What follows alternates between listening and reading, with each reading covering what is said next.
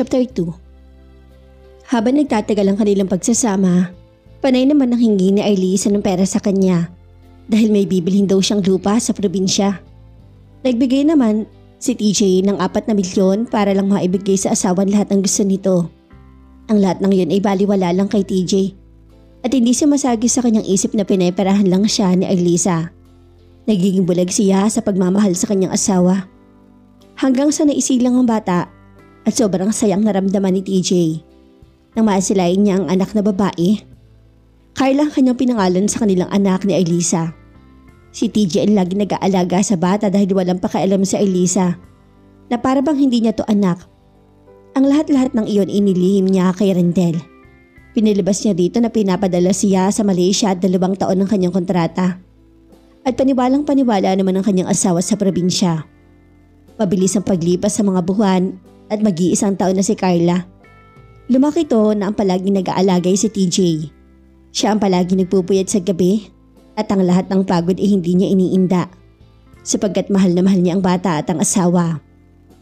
Isang umaga, nagising si TJ dahil sa pag-iyak ng kanyang anak at wala si Ailisa sa kanyang tabi kaya bumangon siya upang magtimpla ng gatas. "Baby, baby," sambit niya sa kanyang asawa ngunit walang sumasagot.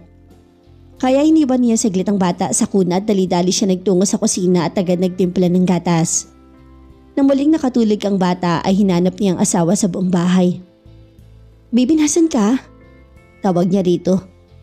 Inikot na niya ang buong bahay ngunit hindi niya mahagilip sa Ailisa. Bumalik siya sa kwarto at pinuksan ang cabinet ngunit wala nang ibang gamit nito. "No! Ailisa!" Sigaw niya at tumakbo sa labas ng bahay. Bagsak ang mga balikat niya na bumalik sa loob ng bahay. Umupo siya sa gitna ng kama at walang tigil sa pag-iyak. "Why did this to me?" Pabulong niyang tanong. Hindi alintanan ni TJ kung ilang oras na siya nakaupo doon. Nagising lang ang kanyang diwa nang umiyak ang kanyang anak at wala sa isip siyang tumayo at kinuhang anak mula sa loob ng kuna. "Anak, iniwan tayo ng mami mo. Hindi ko maintindihan kung bakit niya ito ginawa sa atin. Hindi ko alam kung saan ako nagkulang." Patuloy sa pag-agos ng luha ni TJ habang yakap niya ang kanyang anak. Sa araw na yun hindi siya pumunta sa kumpanya. Wala siyang ibang ginawa kung hindi ang panay tawag sa phone ni Ailisa at umaasa na makontak niya ito. Buong araw rin siyang hindi kumakain at hindi rin niya maramdaman ng gutom. "Ailisa, bakit mo ito ginawa sa akin? Buong pagmamahal binigay ko sa iyo. Halos wala na akong tinira sa aking sarili." Wala sa isip niyang sabi. Pagkalipas ng 2 araw ay umuwi si TJ sa tahanan ng kanyang ina na mugta ang mga mata. Tila wala ito sa sarili habang kandong ang kanyang anak. "Son, what happened?" Pagtatakang tanong ni Mrs. Marites at agad kinuhang apo sa kamay ng kanyang anak. "Ano nangyari?" Pag-uulit nitong tanong at medyo matigas ang tono nito. "Ma, wala na si Ailisa. Iniwan niya ako at ang aming anak." Humihigbi na sumbong sa ina. "Sinasabi ko na nga ba? Talagang hindi mapagkakatiwala ng punyetang babaeng yon." Nanginginig sa galit si Mrs. Marites at tilida rin tinawag niyang katulong. At pinapahatid ang mga gamit sa kwarto ng kanyang anak. "Ma, anong gagawin ko? Mahal na mahal ko si Ailisa at hindi ko yata kayang mabuhay kung wala siya. Please, tulungan mo ako, Mama." Pagmamakaawa niya at lumod to sa harapan ng kanyang ina na patuloy pa rin sa pag-iyak. "TJ, listen to me. Hindi siya karapat-dapat sa pagmamahal mo. Nagiging mabuting asawa ka sa kanya at hindi ka nagkulang. Kalimutan mong walang kwentang babaeng yon. Hindi niya kayo mahal. Dahil kung totoong mahal ka niya, hindi niya kayo iniwan." "Mama!" Humagulhol si TJ at yumakap ng mahigpit sa kanyang ina. Awang-awa si Mrs. Marites sa sinapit ni TJ. Napakabuti ng kanyang anak para lokohin ni Ailisa ng basta-basta. Hindi kita mapapatawad kung may masamang mangyari sa aking anak, Ailisa." Galit na galit nitong banta sa kanyang isip. Nagiging malungkutin si TJ sa mga nagdang araw at buwan. Ngunit patuloy pa rin niyang inadikaan ng kanyang anak. Siya mismo ang laging kasama sa pagtulog ng bata. Subalit ang kanyang sarili masyado niyang napabayaan. Humaba ang kanyang bigote at buhok. Pumayat rin ito ng sobra na tila wala na ang TJ noon na makisig, gwapo at hinahabol ng mga babae. "Anak, kung magbakasyon ka kaya muna, para maalim-aliw ka naman. Pahayag ni Mrs. Marites. Okay lang ako ma, huwag niyo akong alalahanin. Tugon nito habang binihisan ng kanyang anak. Look at yourself, son. Masyado mo lang napabayaan. Maglibang-libang ka naman pag minsan-minsan. Okay ma, kapag may oras ako. Dahilan ni TJ sa ina sapagkat ayaw niyang mag-alala to ng husto sa kanya. Kahit ganun pa man ang nangyari sa buhay niya, nanatili pa rin kontrolado niya ang kanyang isip. Alalang-alala sa kanyang anak, hindi niya nagawang magbisyo o mambabae. Maliban lang sa pakonti-konting alak. Kumbaga ay pampatulog lang niya. Ang lahat ng sakit at kalungkutan ay idinaanan lamang niya sa pagtagong pag-iyak. Ay Lisa, sana bumalik ka na. Mahal na mahal kita, tanda kitang patawarin. At bigyan ng isa pang pagkakataon. Mabuo lamang ang ating pamilya. He whispered with tears in his eyes. Samantala, pabalik na si Alaysa sa Maynila. Umuwi lang ang dalaga sa probinsya dahil wedding anniversary ng kanyang mga magulang. Mama, papaalis na po ako. Paalam ng dalaga sa kanyang mga magulang. Mag-iingat ka, Ali. Bili ng kanyang ama na si Arnel. Opo, tugon niya at humaligtas sa kanyang ama. Ali, kailan ka babalik dito? Tanong ng kanyang mama na si Jamila. Titignan ko pang schedule ko, alam niyo naman na konti lang ang oras ko. Tugon ni Ali na may kasamang malalim na buntong hininga. Bakit hindi ka nalang lumipat dito anak? Marami namang malalaking ospital dito. Anang ina niya. Mas gusto ko sa Manila kasi regular nurse ako doon at isa pa malaki ang sahod. Kailan mo naman balak mag-asawa? Tanong ng ina. Paano naman ako makapag-aasawa wala nga akong boyfriend? Bawas-bawasan mo kasi ang pagkapihikan mo sa lalaki. Baka magising ka nalang isang araw na tumanda ka na pala na nag-iisa. Han, wag mo namang takutin ang anak natin. Isa pa masyado pang maaga. Sabay ng kanyang ama. Oo nga ma, wag mo naman akong takutin ng ganyan. Baka matakot-takot pagkatapos bigla akong babalik dito na may instant asawa na akong dala.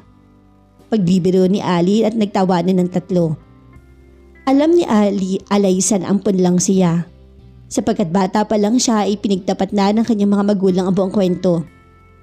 Ngunit hindi niya ito iniisip sapagkat mababait na umampun sa kanya at hindi ito nagkulang. Ang lahat ay binigay sa kanya kahit may tunay pa siyang anak. Subalit pantay-pantay pa rin ang pagtingin sa kanilang dalawa. Nakapagtapos si Alaysa sa isang private school. Sa kursong nursing. Masipag at mabait na anak siya at masunurin sa mga magulang. Never pa siya nagkaroon ng boyfriend dahil masyado siyang pihikan sa lalaki. Maganda, matangkad at maputi si Alaysa. Maraming mga lalaki nang huhumaling sa kanya ngunit mahirap abutin si Ali. Last trip ang biyahe niya pa Maynila at tamang-tama na madaling araw na siya makakarating. At diretso na siya sa ospital kung saan siya nagtatrabaho. Mahimbing ang tulog ni Alaysa sapagkat napagod to sa kahabaan ng kanilang biyahe. Malapit na sana silang dumating sa Maynila. Ngunit sa hindi inaasahan ay biglang inatake ang driver sa kanilang alta presyon. Dahilan sa kanilang pagkabangga sa isang malaking sasakyan na kanilang nakasalubong. Mabilis ang pangyayari at nagulantang ang lahat ng mga pasahero. Nagising na lang si Alaysa na duguan ng kanyang ulo at sobrang naipit ang kanyang hita. Tulong! Sigaw niya. Bigla nagka-nervous si Alaysa nang makita niya ang mga posisyon ng mga pasahero. Halos ang nasa kanyang harapan ay wala ng malay at duguan ng lahat. Tulong! Tulong! Tulungan niyo ako! Busis ang pagmamakaawa ni Alaysa. Isang pasahero naman mula sa likuran ang kumuha ng live video. Laman si Alaysa sa naturang video at agad naman itong lumabas sa balita. Arlisa? Bulala si TJ at lumaki ang mga mata nang makita niyang asawa na kasama sa bus accident. Mama! Sigaw ni TJ sa ina at dali-dali siyang pumasok sa kwarto upang kunin ang susi ng kanyang sasakyan. Bakit anak? Ano nangyari? Pag-aakalan tanong ng ina. Ma, nakita ko ang aking asawa at kasama sa bus na aksidente. Pakitingnan muna ang anak ko. Pupuntahan ko muna ang aking asawa. Tanantang sabi ni TJ. Saan? Baka kamukha lang siya ng asawa mo. Hindi ako pwede magkamali. Asawa ko yun, Mama. Dali-daling umalis si TJ at halos paliparin na nito ang sasakyan. Naiwan ang ina niya na magkasalubong ang dalawang kilay. Samantala, hayop ka talaga, Arlisa. Sana, namatay ka na lang sa aksidente. Alam kong pahihirapan mo na naman ang aking anak. Pero hindi na kita hahayaan na muli mo pang saktan si TJ. Humanda ka sa akin sa pagbalik mo dito sa pamamahay ko. Galit na manabanta ni Mrs. Marites. Hindi ito mapakali habang nag-iisip siya kung anong dapat niyang gawin sa oras na makabalik si Arlisa. Pumunta si TJ sa pinangyarihan na aksidente. Halos paliparin na niya ang kanyang sasakyan para lang mapuntahan ang asawang nag-iwan sa kanila ng kanyang anak. Kahit sinaktan na siya nito, ngunit nanaig pa rin ang kanyang damdamin para sa asawa. San ka ba galing, Arlisa? Sana ligtas ka. Oh God, please help my wife. Dasal niya habang puno sa pag-aalala ang kanyang isip. Halos kalahating oras ang kanyang biyahe papunta sa lugar ng pinangyarihan. Nakarating si TJ sa naturang lugar at may mga nabutan pa siyang mga bangkay na nakadusi sa daan. Tinatakpan na ito ng mga dyaryo at ang mga tela. Kinabahan naman siya habang sinisilip niya isa-isa ang mga bangkay. Bawat bukas siya sa mga dyaryo sa mukha ay napapapikit mo na siya at halos ayaw niya tong tingnan. Oh Jesus! Bulalas niya habang nanginginig ang kamay at dahan-dahang sinisilip ang mukha. Napamura siya dahil wakwak ang mukha nito at halos hindi na makilala. Arlisa, sana buhay ka, asawa ko.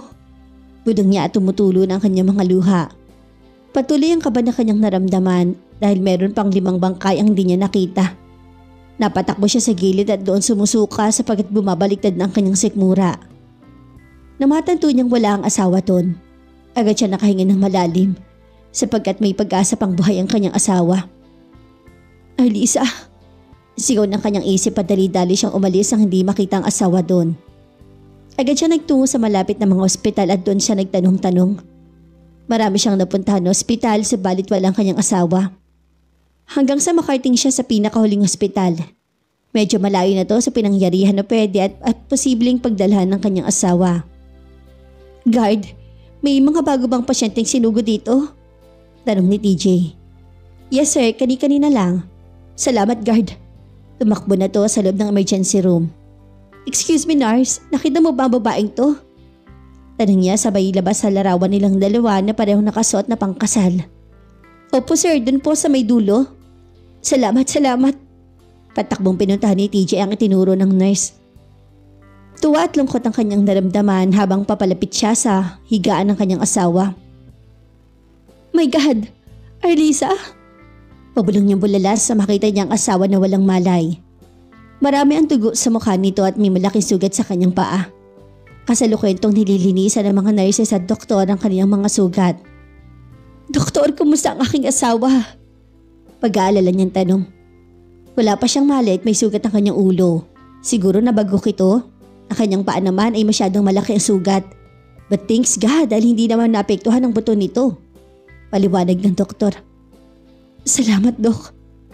Hindi na umalis si TJ sa tabi ng kanyang asawa at binantayan niya ito dahil natatakot siya na baka muling lalayasan na naman sila ng kanyang anak at hindi niya na to pahintulutan pa.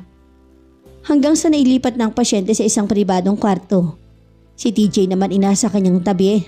Nakaupo at hinihintay na magkamalay ang inaakala niyang asawa. Baby, sobra kitang namiss. Kung alam mo lang kung gaano ako naapektuhan sa iyong pag-iwan sa amin ng ating anak. Sana hindi mo na uulitin yun. Mahal na mahal kita. Pahayag ni TJ sabay halik sa labing nito. Gabi na ngunit hindi pa rin nagkamali ang inaakala niyang asawa. Kaya hindi niya namalayan inakatulog pa na siya. At maya-maya pa'y umuungal na ang pasyente. Nagising naman si TJ dahil sa paggalaw nito. Kaya laki ang kanyang tuba nang mag-isa niya ang asawa na nagkabalay na. Sino ka? Nasaan ako? Mga tanong nito. Baby, ako ang iyong asawa. Nakangiting tugon ni TJ. Asawa? Hindi kita kilala at wala akong asawa. Ouch, ang sakit ng ulo ko. Daing ng pasyente at namimilipit sa sobrang sakit ng kanyang ulo. Wait. Agad ng panig si TJ at dali-daling tumawag ng doktor. Muling tinurukan ng pampatulog ang pasyente para hindi niya maramdaman ng sakit at kirot ng kanyang mga sugat at bugbog sa buong katawan. Doktor, bakit hindi ako kilala ng aking asawa? Pag-aalala niyang tanong at bigla siyang nakaramdam ng lungkot. Posible nagkaroon siya ng amnesia. Siguro malakas ang pagkabagok ng kanyang ulo. Paliwanag ng doktor. Ano? Amnesia?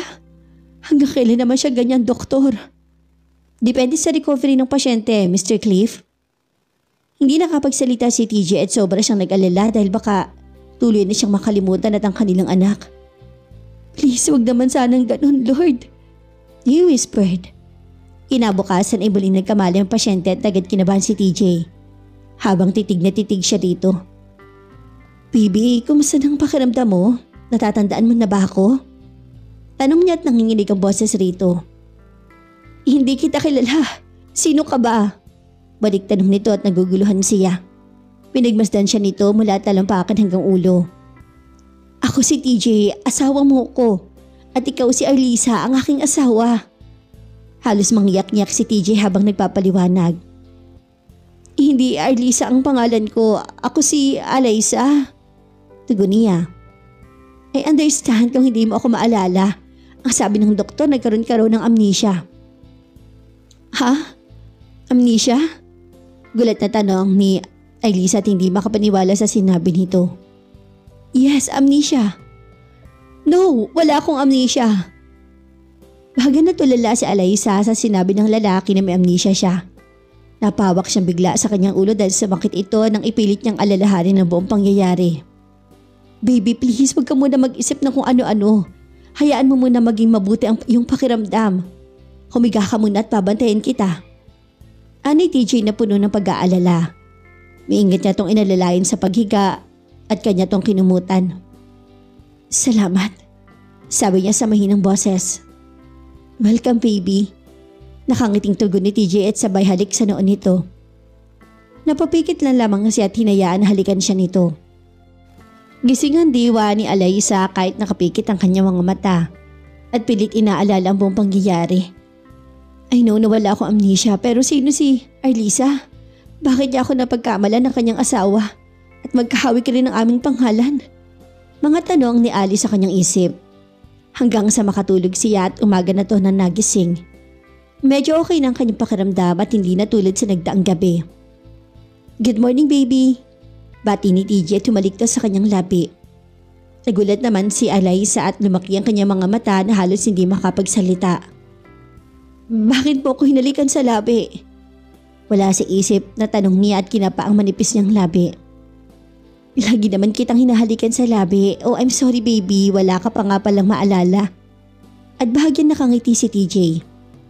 Sir, wala po talaga ako amnesia at hindi po ako ang inyong asawa. Pangangatwiran naman ni Ali. TJ ang pangalan ko. Ito, tingnan mo baka sakaling may maalala ka kahit konti lang. Inabot ni TJ ang larawan niya kay Alyssa. Lumaki ang mga mata ni Alyssa nang makita niya ang larawan. Halos hindi siya makapaniwala sa pagkabigla. Ako ang nasa larawan? Paano nangyari to? Pipintanong niya sa sarili na parang gusto na niyang maniwala na may amnesia nga siya. Ngunit bakit naalala niya ang ibang bagay? Tulad na lang ng kanyang mga magulang. Napatingin siya sa lalaki at tinitigan niya to ng mabuti. Ngunit talagang hindi niya to matandaan. I'm sorry, TJ. Pero wala talaga akong matatandaan tungkol sa iyo at tungkol sa ating dalawa. Sa pagkakalam ko wala akong boyfriend or asawa. Hindi pa ako nagkakaroon ng boyfriend ever since. Paliwanag niya. Ngunit hindi pa nagkumbinsido si TJ sa mga sinasabi niya sapagkat pinaninindigan niya na kanyang asawa ito. Kahit anong sabihin mo, asawa kita at hindi na mababago yon. I think kamukha lang ako ng asawa mo. Whatever. Kunot nung sabi ni TJ, tumalikod to na ang kanyang dalawang kamay ay nasa loob ng kanyang bulsa. At maya-maya pa'y biglang pumatag ang kanyang mga luha. Alam mo ba, kung gaano kasakit ang ginawa mong pang-iwan sa amin ng anak mo? Mahinahon niyang tanong at nakatingin pa rin ito sa labas ng bintana. Upang hindi makita ng kanyang asawa ang mga luha sa kanyang mga mata. Anak? Halos pabulong na tanong naman ni Alyssa. Halos mag-1 taon mo kaming iniwan. Halos mabaliw ako sa kakaisip sa iyo. Kung ano na nangyari sa iyo. Patuloy pa rin sa pagkukwento si TJ. At si Ali naman ay walang naintindihan sa kanyang mga sinasabi. Kaya minabuti na lang niya na ipikit ang kanyang mga mata at magpanggap na tulog siya. Huminto naman sa pagsasalita si TJ nang mapansin niyang tulog na pala ang inaakala niyang asawa. Nilapitan niya to at kinumutan. "I love you so much," he whispered at tumalik sa noo nito. Damang-dama ni Alaysa ang mainit na labing dumapos sa kanyang noo at bigla siyang nakaramdam ng awat sa lalaki. Isang linggong si Alaysa at nang bumuti-buti na ang kanyang kalagayan, nagpasya si TJ na iuwi na ang inaakala niyang asawa at sabay na lang ito magpapagaling. Ang bili ng doktor, baka abutin pa ng 1 buwan bago makalakad ang kanyang asawa. "Saan tayo pupunta?" Kinakabahan tanong ni Ali. "Uuwi na tayo sa bahay at doon ka na lang magpapagaling at ako na mismo mag-aalaga sa'yo." "Ano? Pero hindi pwede dahil baka hanapin ako ng aking mga magulang." "Wala namang problema yan dahil pwede ka naman nilang dalawin sa bahay. Let's go." Binuhat ni TJ ang inaakala niyang asawa at pinaupo sa wheelchair. Wala nagawa si Alaysa at napilitan siyang sumama sapagkat gusto rin niyang patunayan sa kanyang sarili na wala talaga siyang amnesia. Dumating sila sa isang malaking bahay at matutulis sa titig ang ipinukol sa kanya ng babaeng may edad na. "Mabuti't buhay ka pa," biglang sabi ni Mrs. Marites. Agad naman nakaramdam ng takot si Alaysa.